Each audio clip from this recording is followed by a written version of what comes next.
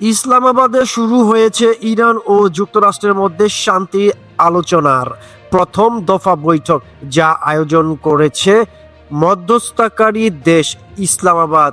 শনিবার দুপুরে শুরু হওয়া এই আলোচনায় শুরুতে রাজনৈতিক বিষয়গুলো প্রাধান্য পেলেও পরে তা কারিগরি ও বিশেষজ্ঞ পর্যায়ে রূপ নেয়।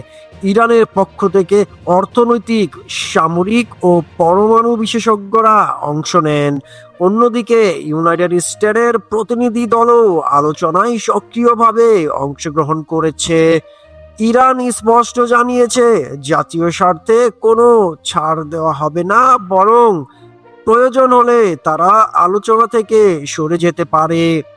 ইরানের পক্ষ থেকে দাবি করা হয়েছে, লেবাননে হামলা বন্ধ এবং জব্দকৃত অর্থ অবমুক্ত করার বিষয়ে যুক্তরাষ্ট্র নীতিগতভাবে সম্মত।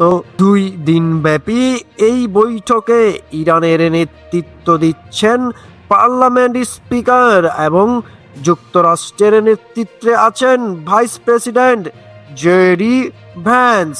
বিশেষজ্ঞদের মতে এই আলোচনা সফল হলে মধ্যপ্রাচ্য দীর্ঘস্থায়ী শান্তির নতুন সম্ভাবনা তৈরি হতে পারে।